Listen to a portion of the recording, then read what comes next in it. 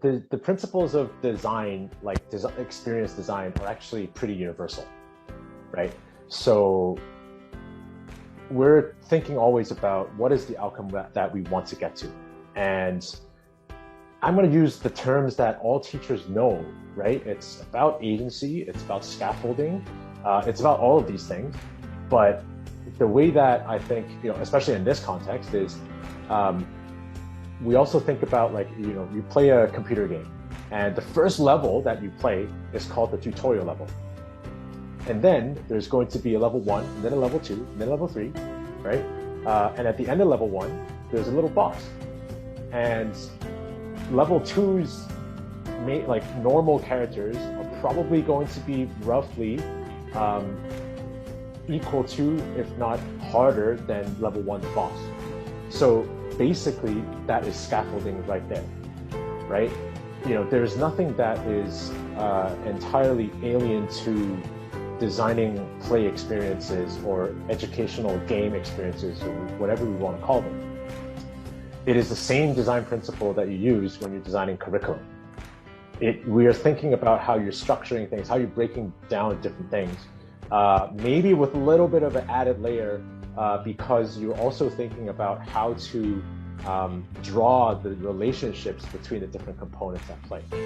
So let's go with the periodic table. I'm not a scientist, so I might expose myself as not being a scientist, but let's go with that, right? As you're teaching the periodic table in class, I'm assuming you don't go directly the entire table. You want to go through the different columns and the different natures of the elements that are in the columns, right? So it really then depends, how academic do we want this to be? If we want it to be academic, then let's use the actual table, for example, as a map. And let's travel through the map and use that as a kind of like a game environment, and use that kind of way to do it. The way that we like to do it is we try to capture the thought process behind understanding the different types of elements that are there. So it becomes more of a take a step back. What are the skills and what are the thought processes that we want to capture? We want the students to be able to replicate, and we borrow another medium or another story to be able to get that across. So, and I'll use a really easy example here is science fiction is super powerful, right? Everybody loves science fiction, whatever. Why is science fiction powerful? Why Star Wars powerful is not just because of lightsabers. It's not just because of the Jedi and the Sith and the Force and Yoda and all of those things. Those things are cool. But why people resonate with Star Wars is because it is a growth journey, right? Ultimately, it is a very human thing. Ultimately, it's a very real thing that we can relate to.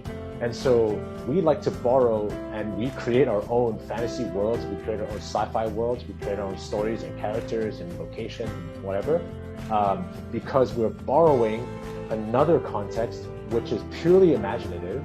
So the kids drop all of the, oh, I'm in chemistry class. They're like, oh, I'm in a space station right now.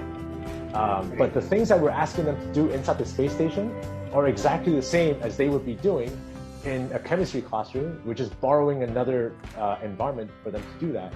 And then afterwards, it's like, this is how you connect it back to the periodic table.